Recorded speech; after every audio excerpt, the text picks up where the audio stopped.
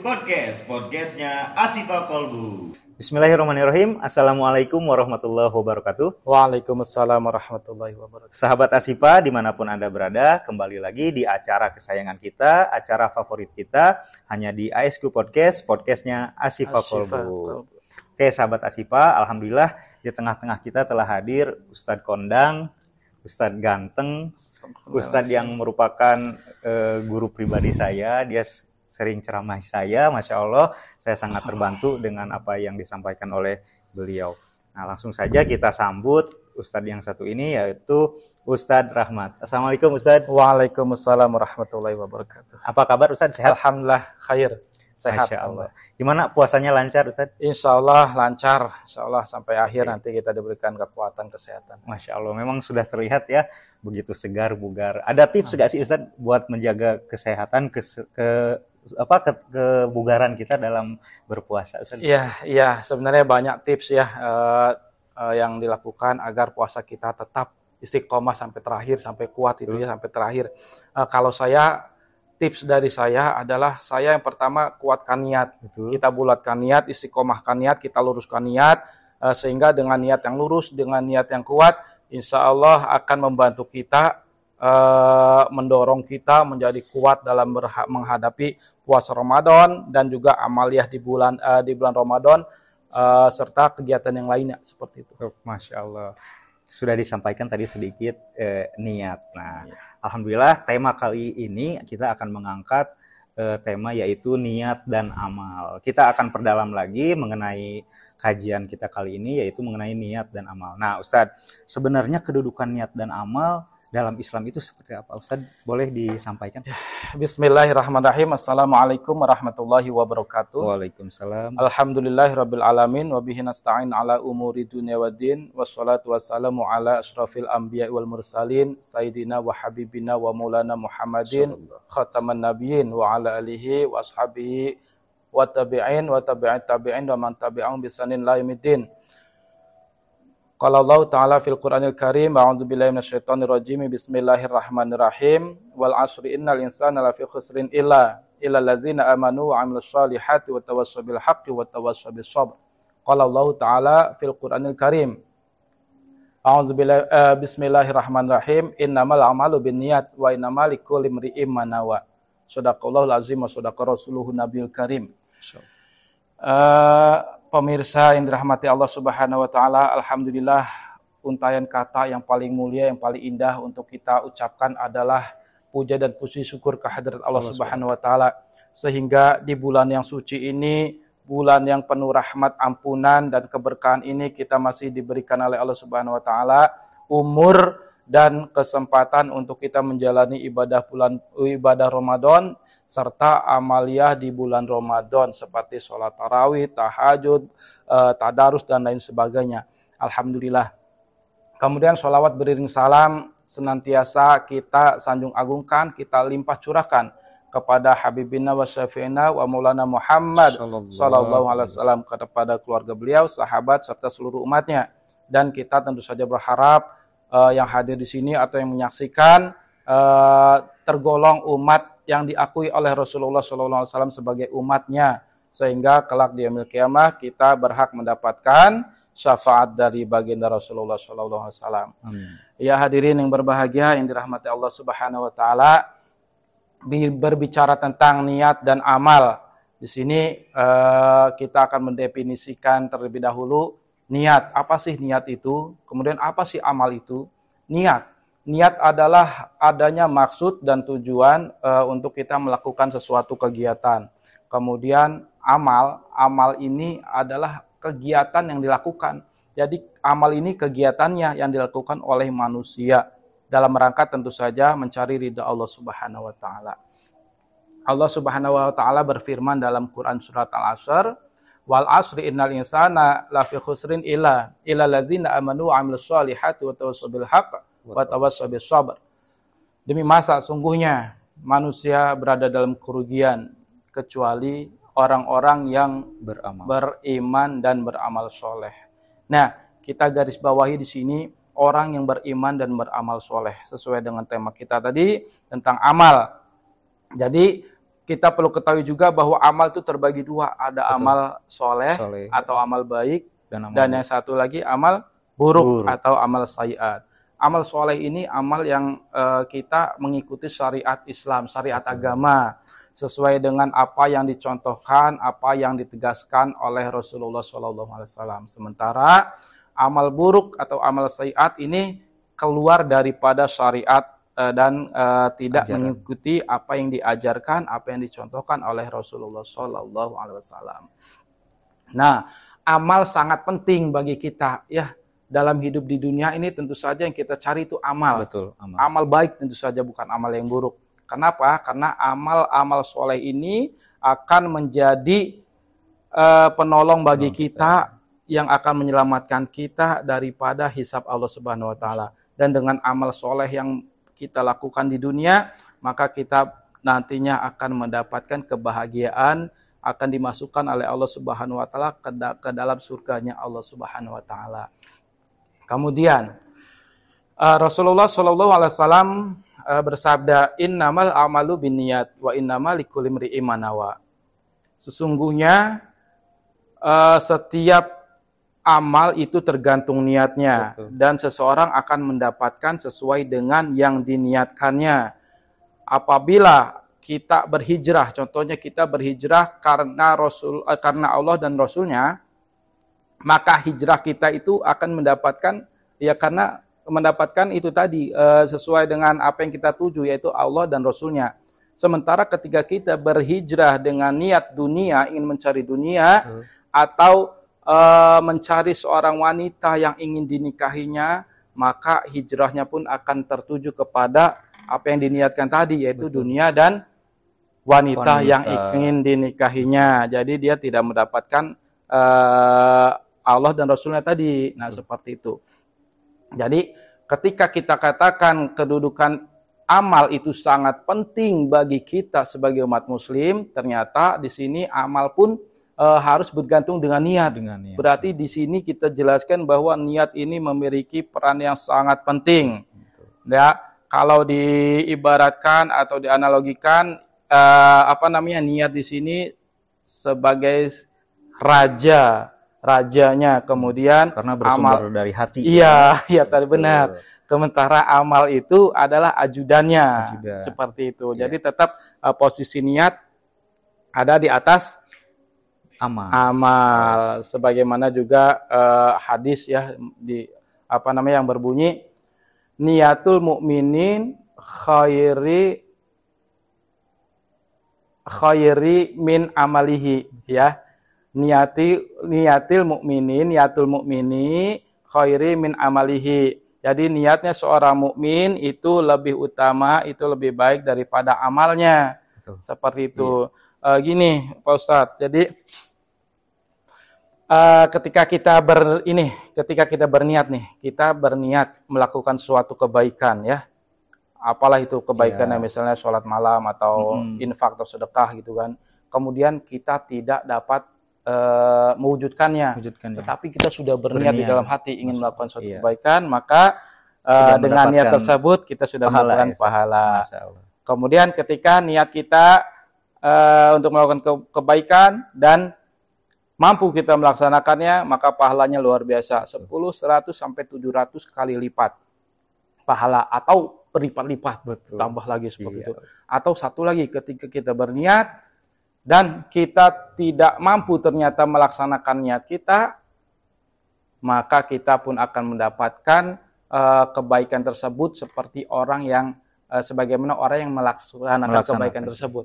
Masya Allah, luar biasa. Tanpa beramal kita sudah mendapatkan pahala hanya dengan niat. Dengan niat. Masya Allah. Nah, sahabat Asyifa juga tadi sangat penting sekali ya niat. Tapi jangan sampai juga sahabat Asyifa di rumah menyalahgunakan niat, mentang-mentang hanya berniat dapat pahala, akhirnya hanya niat dan tidak melakukan, itu juga salah ya. Seperti itu. Jadi disengaja berharap amal tapi disengaja gitu. Ustaz. Nah, Ustaz, sangat penting sekali tadi niat, dan apabila kita tidak melaksanakan niat tersebut, bisa jadi amalan-amalan kita tidak sampai dan tidak dapat ridho dari Allah Subhanahu wa taala. Iya, nah, benar. Ustaz, perlu sahabat Asyifa ketahui juga bahwa ada beberapa fungsi niat, Ustaz, Nah, bisa dijelaskan tolong fungsi niat dalam amal yang akan kita laksanakan dalam kehidupan sehari-hari, Ustaz?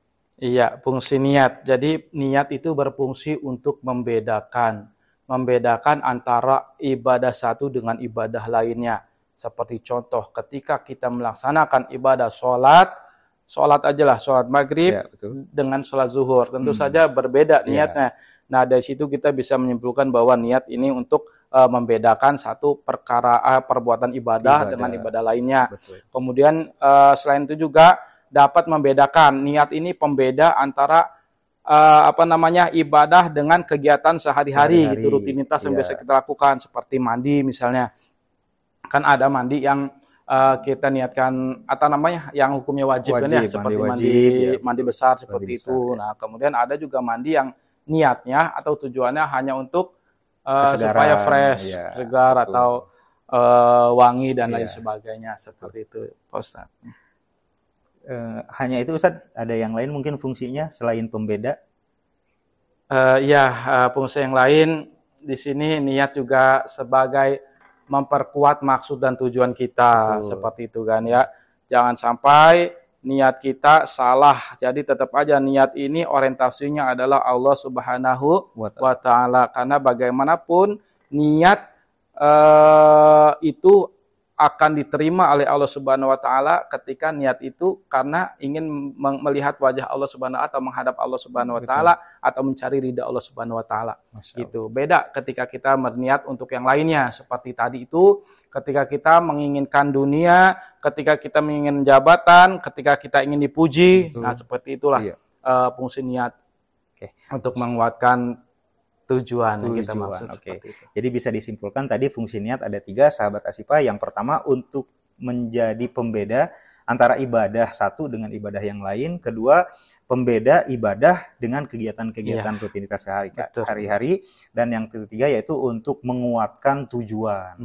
Supaya tujuan kita hanya semata-mata kepada Allah Subhanahu wa Ta'ala. Nah, Ustadz, kadang kita suka lupa nih berniat dan lain-lain. Nah, ketika kita lupa, otomatis kita tidak menyampaikan niat. Nah, apa sih akibatnya ketika kita lupa atau melupakan niat tersebut, Ustaz? Di sini ya lebih tepatnya ketika kita tidak berniat melakukan ibadah, tapi kita tidak berniat. Atau niat, tapi kita tidak sampai ke hati. Nah ini, karena tadi kita ulangi lagi bahwa niat itu adanya di dalam hati.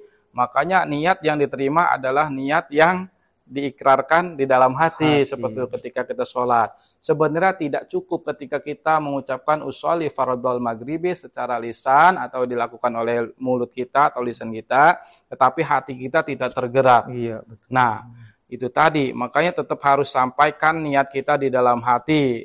Ketika kita takbiratul ihram, melaksanakan sholat, disitulah hati kita mengucapkan gitu kan, berikrar. Aku misalnya sholat maghrib, aku berniat sholat maghrib 3 rakaat, menghadap kiblat, menjadi makmum atau menjadi imam karena Allah Subhanahu wa Ta'ala, seperti itu, Pak. Masya Allah. Jadi memang kalau misalnya kita melakukan hanya dengan lisan tanpa disertai dengan niat, itu sudah bisa diartikan dengan dusta, Ustadz, karena hati dan lisan itu harus seiring.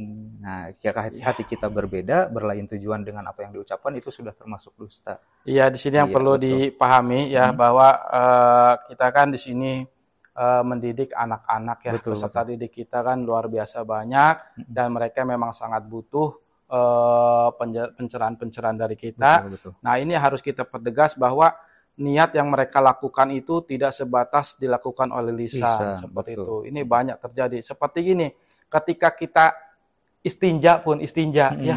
Istinja tahu istinja? Ya, istinja. Apa itu? Enggak disampaikan di sini. Ya, istinja ya seperti itu ketika kita buang air kecil atau buang BAB seperti itu istinja. Nah, istinja pun bisa bernilai ibadah kita ketika kita niatkan.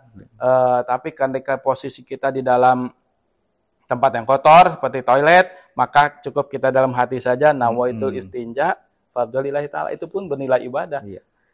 Seperti itu. Iya, segala kegiatan memang sesungguhnya kalau diniatkan hanya untuk mendapatkan ridha Allah, itu insya Allah bernilai pahala ya Ustaz. Iya, asal jangan keluar dari ajaran. Iya, makanya umat Islam teh umat yang sangat beruntung sekali. Iya, umat Islam itu luar sangat biasa. Banyak diberi kemudahan ya Ustaz. Masya Allah, luar biasa. Nah, Ustaz, apa sih hikmah melaksanakan amal soleh nih? Apalagi kita sedang berada di bulan suci Ramadan.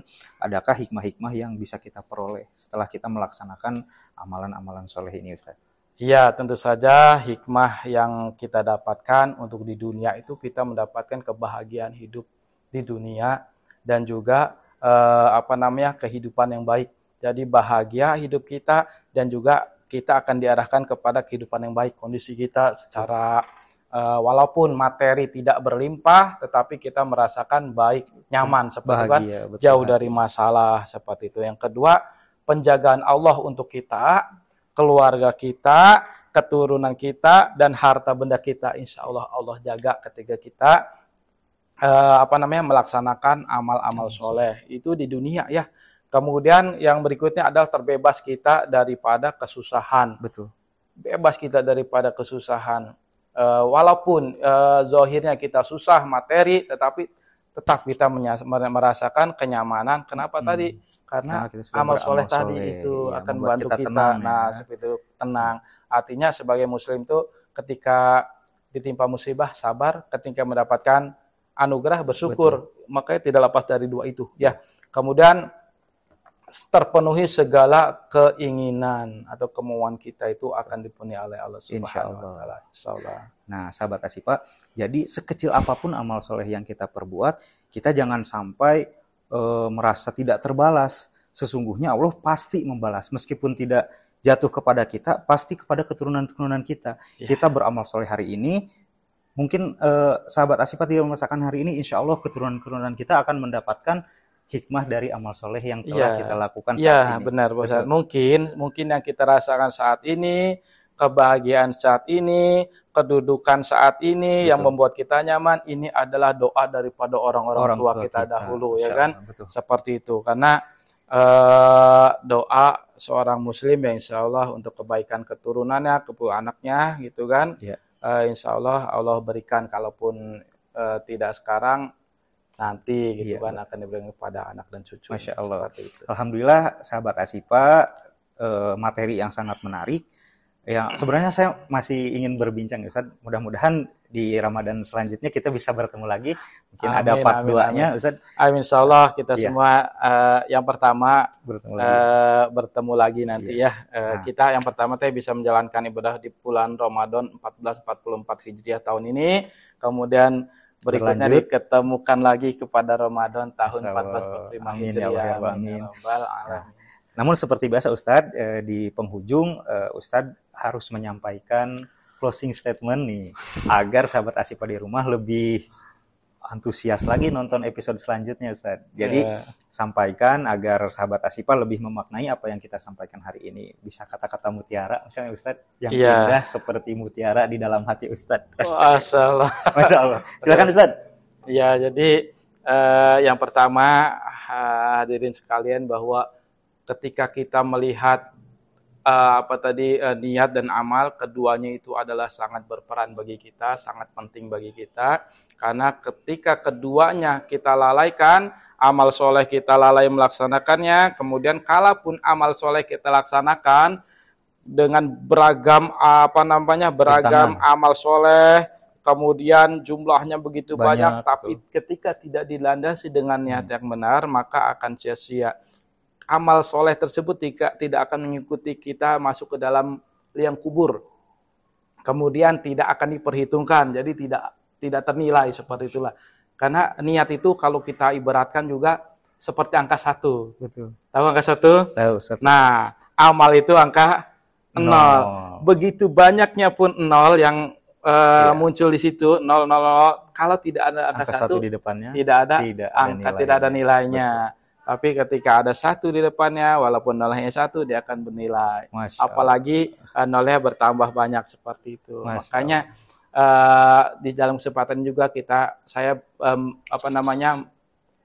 meminta dan menghimbau untuk senantiasa kita memperbaiki niat kita. Betul. Jadikan apapun aktivitas kita, apapun amal ibadah kita, niatkan karena Allah Ta'ala. Niatkan untuk mencari ridha Allah Subhanahu wa Ta'ala. Masya Allah, alhamdulillah. Closing statement-nya sangat menarik, menggugah kita untuk senantiasa melakukan amal-amal soleh. Masya Allah. Mudah-mudahan sahabat Asyifa di rumah berkenan, mohon maaf apabila ada kesalahan. Tetap ikuti episode selanjutnya hanya di ASQ Podcast, podcastnya Asyifa Kolbu. Assalamualaikum warahmatullahi wabarakatuh.